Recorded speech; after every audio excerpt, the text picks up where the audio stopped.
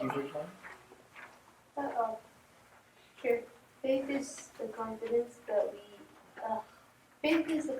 that what we hope for will actually happen. It gives us assurance about things we cannot see. Right. So in the game that we played tonight,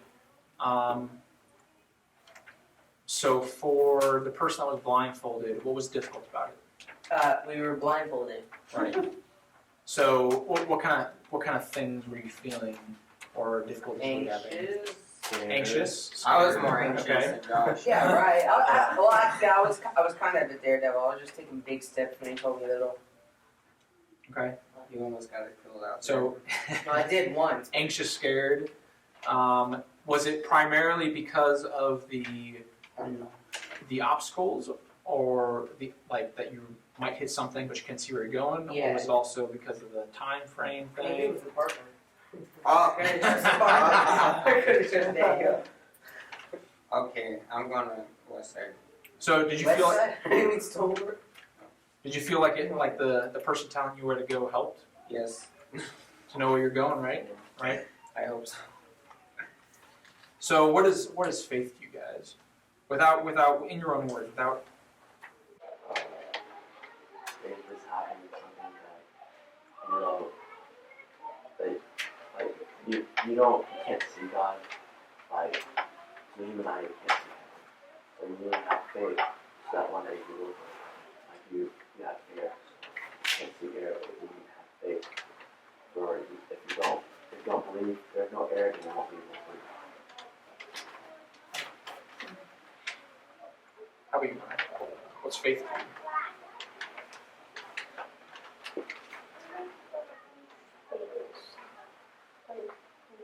Bad stuff happens. So anyway, bad stuff happens. You need to trust that God's gonna lead you. Just trust. Trust. Because if you don't trust God, then you're probably gonna end. Like,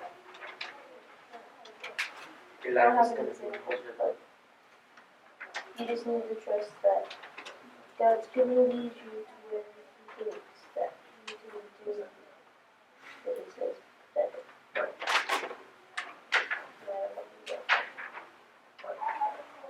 So, looking at tonight's, well, first off, so we look at Hebrews, right? So, Hebrews says that faith is a confidence that what we hope for will actually happen. It gives assurance by things we cannot see, right? So, like in this game, we had hope that whoever was guiding us was telling us the right thing, and that we wouldn't step into danger, right? How do we know what God's telling us or guiding us through?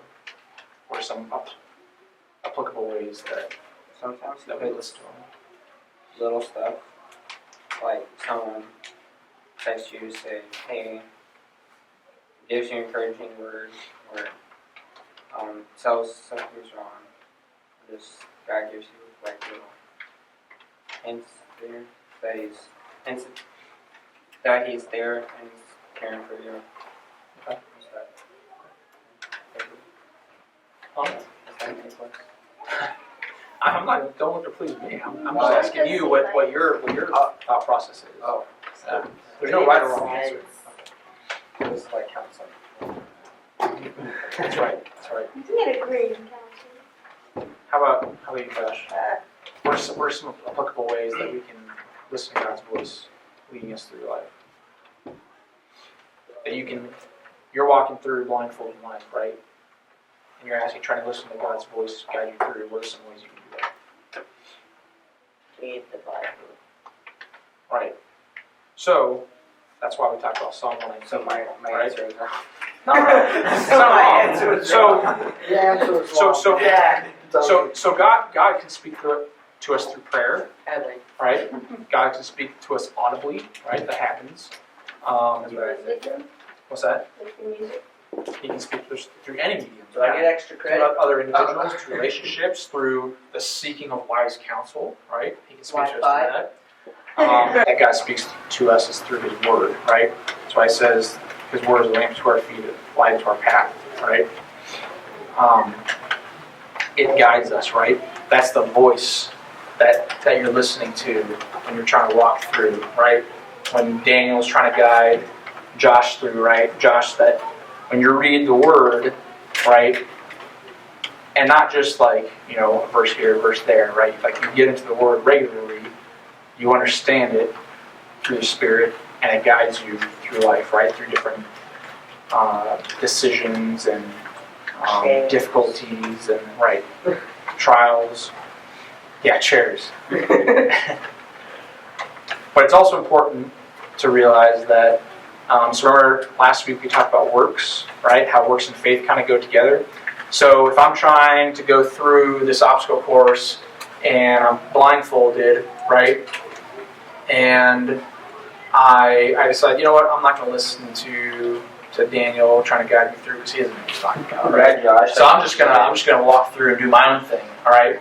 Well, or I'm just, you know what, I can tell there's this chair right here. It feels pretty good. I'm just gonna sit down and chill out for a while, because this, going through this obstacle course is difficult, and I want to like kind of do my own thing, and I don't want to have to do difficult stuff. So I'm just gonna sit down and chill out in this chair, right? This chair. So it's not just about listening to the voice, but it's also doing the deed, right? And actually stepping forward and taking the steps forward to go through the obstacle course, right? So, right. So it is a, there's a word.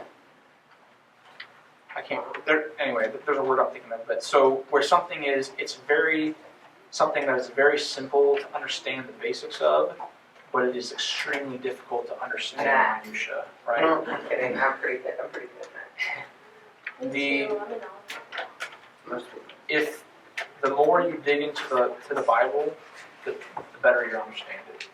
I promise you. The more you dig into it, and the more you seek it. So you guys see how Elijah, or Elisha, how his faith was transformed in this story, right? How it took such faith of not knowing what the outcome would be, right? Everything pointed towards an outcome that this kid was just going to stay dead, right?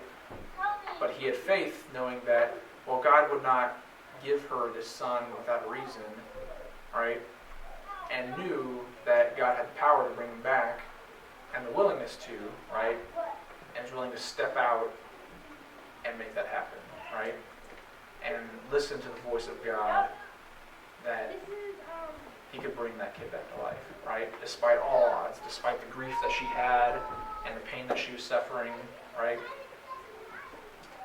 So, anyone have any thoughts, concerns, questions? I agree. It's on after 8. It's only Air I need to go to bed.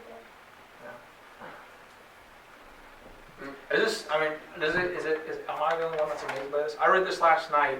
I read the story multiple times, but I read this last night and it amazed me. Like, I've never had that kind of faith, right? We talk about like the faith of a mustard seed can move mountains, right? Like, literally, right?